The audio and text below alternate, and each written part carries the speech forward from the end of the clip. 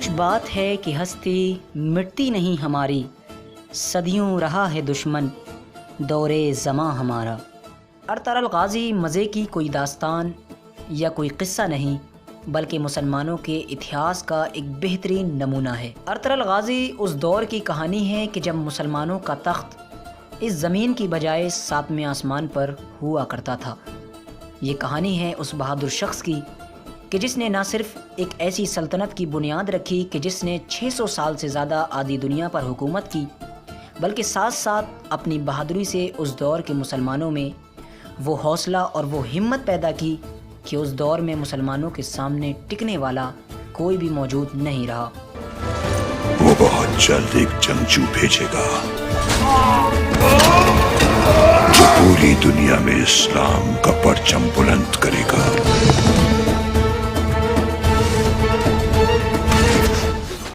آخر کون تھا یہ بہادر شخص ارطغرل کہ جس کی کہانی دیکھ کر آج پوری دنیا پاگل ہو گئی ہے؟ آخر کون ہے یہ ارطغرل کہ جس کا نام سن کر آج بھی امریکہ اور اسرائیل جیسے طاقتور ملک تھر تھر کانپ رہے ہیں؟ ارطغرل غازی سے مسلمانوں کے دشمنوں کو کتنا ڈر لگ رہا ہے، اس کا اندازہ صرف اس بات سے لگایا جا سکتا ہے کہ یہ سیریل ابھی تک تقریباً 20 سے 25 ملکوں میں بین کیا جا چکا ہے، اور سبھی کٹر اسلامی دشمن ملک ترکی کے صدر رجب طیب اردوغان پر یہ الزام لگا رہے ہیں کہ رجب طیب اردوغان اس سیریل کے ذریعے سے مسلمانوں کو بہکانے کی کوشش کر رہے ہیں۔ لیکن تمام دشمنان اسلام کی کوششوں کے باوجود لوگوں پر سے اس کا نشہ اترنے کا نام ہی نہیں لے رہا ہے، اور آج پوری دنیا میں تقریباً 160 دیش ایسے ہیں کہ جس میں یہ بڑے شوق سے دیکھا جا رہا ہے، اور آپ کو بتا دیں کہ اس نے دیکھنے کے معاملے میں ورلڈ ریکارڈ قائم کر دیا ہے۔ آخر جانتے ہیں کہ کون ہے ایسا شخص کہ جس کی آج کہانی دیکھنے کے لیے پوری دنیا بےتاب ہے؟ یہ تھا کون ارطغرل غازی؟ تو چلیے بنا کسی دیر کے اپنی ویڈیو کو شروع کرتے ہیں۔ آرش نیٹ ورک کے معزز دوستو، میں ہوں ساجد زہیب، اور آپ تمام سننے اور دیکھنے والوں کو سب سے پہلے میرا سلام عرض ہے۔ السلام علیکم ورحمۃ اللہ وبرکاتہ۔ دراصل یہ کہانی شروع ہوتی ہے 13ویں صدی سے، جب چنگیز خان کی منگولی سینا پوری دنیا میں لوٹ مار کرتی ہوئی مسلمانوں اور یورپ کے بھی کئی ملکوں پر فتح حاصل کر رہی تھی۔ اس وقت کی یہ کہانی تھی۔ منگول ایسے وحشی درندے تھے جو جہاں بھی جاتے خون کی ندیاں بہا دیا کرتے تھے، نہ بچوں کی احتیاط کرتے تھے، نہ بوڑھوں کی لحاظ کرتے تھے، اور نہ ہی عورتوں کو چھوڑتے تھے۔ ہر جگہ تباہی پھیلانا ہی ان منگولوں کا مقصد ہوا کرتا تھا۔ جب یہ منگول خوارزم کے علاقے تک پہنچے تو یہاں ایک قبیلہ ہوا کرتا تھا جو اس علاقے کو چھوڑ کر ڈر کے مارے وہاں سے بھاگ گیا۔ اس قبیلے کا نام تھا کائی قبیلہ۔ اس قبیلے کا سردار تھا سلیمان شاہ۔ سلیمان شاہ کے 4 بیٹے تھے۔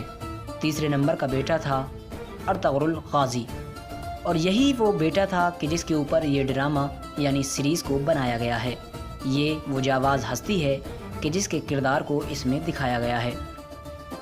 سلجوق کی سلطنت کی شہزادی حلیمہ سلطان اور اس کے بھائی اور اس کے باپ کو عیسائیوں نے قید کر لیا تھا۔ جنگل کے راستے سے جب عیسائی اس کو محل لے جا رہے تھے، تب یہ لوگ ارطغرل غازی کے ہتھے آ گئے۔ ارطغرل نے شہزادی حلیمہ اور اس کے باپ اور اس کے بھائی کو عیسائیوں سے چھڑوا لیا۔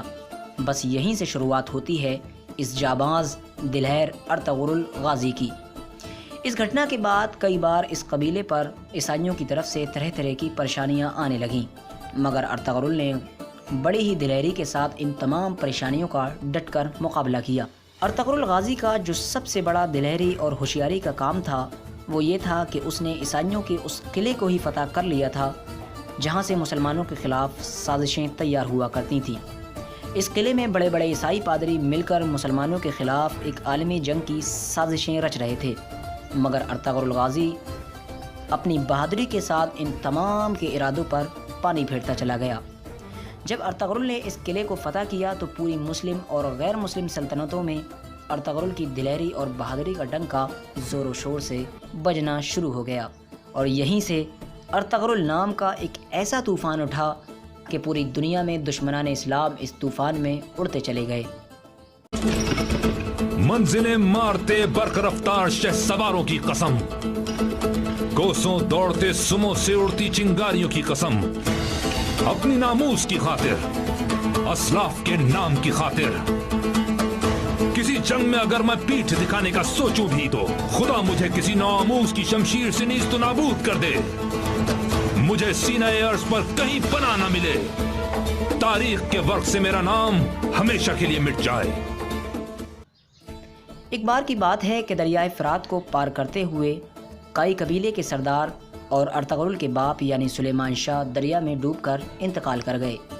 इसके बाद कबीले वालों ने अर्तगरुल गाजी को अपना सरदार चुन लिया, क्योंकि जाहिर है कि अर्तगरुल जैसा बहादुर और ज़हीन शख्स उस कबीले में उसके बाप के बाद कोई भी मौजूद नहीं बचा था। अर्तगरुल की सरदारी में उस कबीले ने खूब तरक्की की और उस तुर्की कबीले ने अनातोलिया की तरफ रुख कर लिया। अर्तगरुल के दो भाई उनसे अलग हो गए, जबकि अर्तगरुल अपने छोटे भाई के साथ सफ़र पर निकल पड़ा। बीच सफ़र में अर्तगरुल ने देखा कि दो सेनाएं जंग कर रही हैं। एक सेना बड़ी कमज़ोर है और एक सेना बड़ी मजबूत है। कमज़ोर वाली सेना हारने के कगार पर आ पहुंची थी, तो अर्तगरुल ने हारती हुई सेना का साथ दे दिया। ये जंग थी सल्जूक और मंगोलों के बीच। मगर ये बात अर्तगरुल के इल्म में नहीं थी। मंगोलों की फ़ौज अलाउद्दीन की सल्जूक वाली फ़ौज को शिकस्त देने ही वाली थी कि अचानक अर्तगरुल अपने 404 बहादुर फ़ौजियों के साथ सल्जूक की फ़ौज में मिल गए और मंगोलों को इस कदर मारा कि मंगोल अपने ही लोगों की लाश मैदान में छोड़कर भाग गए। अलाउद्दीन कुछ देर पहले मंगोलों के हाथों अपनी शिकस्त यकीनी समझ रहा था, मगर अर्तगरुल की मदद से इतना खुश हुआ कि अर्तगरुल को शहर अंगोरा या अंकारा के करीब जागीर अता कर दी। अर्तगरुल एक बेमिसाल और समझदार सरदार था, जिसकी समझदारी दुनिया के कोने कोने में फैल गई थी। दुश्मनान इस्लाम इसकी जहानत और इसकी बहादुरी को देखकर हर वक्त परेशान रहा करते थे। मुसलमानों की सल्जूक की सल्तनत उस वक्त बहुत कमज़ोर हो चुकी थी। एक तरफ रूमी फ़ौज और दूसरी तरफ खूंखार मंगोल, इन दोनों के बीच सल्जूक की सल्तनत पिसी चली जा रही थी। अनकरीब था कि ये सल्तनत ख़त्म ही हो जाती, मगर जिस दिन से अर्तगरुल गाजी इस सल्तनत में आए उसी दिन से ये सल्तनत खूब परवान चढ़ने लगी, तरक्की पाने लगी। अर्तगरुल गाजी अपने निडर सिपह सालारी से रूमियों और मंगोलों को लगातार शिकस्त देता चला गया और अपनी सल्तनत को बढ़ाता चला गया। उस वक्त कोई ऐसा बादशाह नहीं था जो अर्तगरुल गाजी को टक्कर दे सके। और फिर एक वक्त ऐसा भी आया कि जब अर्तगरुल गाजी अपनी वफ़ात से पहले बहुत ताकतवर हो चुका था। सन 1258 ईस्वी में अर्तगरुल के यहाँ एक लड़का पैदा हुआ जिसका नाम रखा गया उस्मान। ये वही उस्मान था जिसके नाम पर तुर्की की सल्तनत उस्मानिया कहा गया। उस्मान भी अपने बाप अर्तगरुल की तरह ज़हीन, बहादुर और निडर था। 1288 में अर्तगरुल ने वफ़ात पाई। इसके बाद सन 1299 में अर्तगरुल का बेटा उस्मान अपने बाप की गद्दी पर बैठा। उस्मान में एक तरफ ईमानदारी और दूसरी तरफ बहादुरी बहुत ज़्यादा हुआ करती थी। उस्मान इस कदर अपनी ताकत को बढ़ाता चला गया कि कुछ ही सालों में 3 बर्रे आज़मों पर यह सल्तनत फैल गई और इस सल्तनत का नाम पड़ा सल्तनत उस्मानिया। और आपको जानकर हैरानी होगी कि उस वक्त सल्तनत उस्मानिया में तकरीबन आज के 40 देश मौजूद थे, यानी 40 देशों पर अकेले हुकूमत थी। और ये सल्तनत 1923 तक लगातार बनी रही।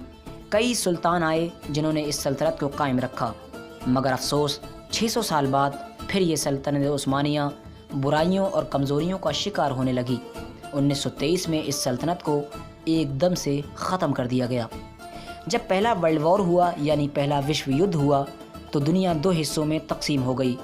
एक तरफ कुछ देश बरतानिया के साथ आ गए जिनमें अमेरिका, रूस, फ्रांस वगैरह थे, तो दूसरी तरफ तुर्की के साथ जर्मनी और कुछ देश और भी थे। मगर फिर उस वक्त का जो तुर्की का आखिरी सुल्तान था उसको साजिश के तहत देश से निकाल दिया गया। अमेरिका, रूस, बरतानिया ने ज़बरदस्ती उसके सुल्तान को फंसाकर और उसको मजबूर किया कि तुम किसी तरह से भी अपनी सल्तनत को बचाने के लिए हमसे मुआहदा करो, यानी एक समझौता करो, वरना तुम्हारी सल्तनत को ख़त्म कर दिया जाएगा। लिहाजा उन तमाम साजिशों के तहत एक समझौता किया गया, एक मुआहदा किया गया, जिस समझौते को लोजान समझौते के नाम से भी जाना जाता है। इस समझौते की शर्त थी कि तुर्की का सुल्तान इस्तीफ़ा देगा, इसकी सारी प्रॉपर्टी जब्त कर ली जाएगी, खिलाफत वापस कायम करने की इजाज़त नहीं होगी, बल्कि खिलाफत उस्मानिया पर हमेशा के लिए पाबंदी लगा दी जाएगी। और सबसे बड़ी और घातक जो शर्त थी वो ये थी کہ اب 100 سال تک ترکی اپنی ہی زمین پر خود سے تیل یا پیٹرول جیسی کوئی بھی چیز نہیں نکال سکے گا۔ ترکی کو تیل یا پیٹرول دوسرے دیشوں سے ہی خریدنا ہوگا، اور ساتھ ہی ساتھ ترکی کی بندرگاہ پر بھی پابندی لگا دی گئی، جو کہ ایشیا اور یورپ کو آپس میں ملاتی ہے۔ اسے عالمی ملکیت قرار دے دیا گیا، یعنی اب کوئی بھی دیش کا جہاز اس بندرگاہ سے گزر سکتا ہے اور ترکی کسی سے بھی کسی طرح کا بھی کوئی ٹیکس نہیں وصول کر سکتا۔ یعنی اگر ہم دوسرے لفظوں میں کہیں تو یہ کہہ سکتے ہیں کہ ترکی کو اس سمجھوتے کے ذریعے 100 سال کے لیے ایک کونے میں باندھ کر پھینک دیا گیا، یعنی اب ترکی کچھ بھی نہیں کر سکتا تھا۔ امریکہ نے اپنے غلام مصطفیٰ کمال اتا ترک، جو کہ مسلم غدار شخص تھا، اس کو ترکی کا بادشاہ بنا دیا، جس نے ترکی کو ایک سیکولر دیش گھوشت کیا، جس کی وجہ سے ہر طرف بے حیائی، شراب نوشی اور مغربی کلچر عام ہونے لگا۔ مگر اب 2023 میں یہ سمجھوتا ختم ہونے والا ہے، اور جب یہ سمجھوتا ختم ہوگا تب پہلے جیسا ترکی بالکل بھی نہیں رہے گا۔ ترکی ایک ایسا دیش بنے گا جو امریکہ اور اسرائیل جیسے بڑے بڑے دیشوں کو بھی آنکھوں میں آنکھ ڈال کر منہ توڑ جواب دے گا۔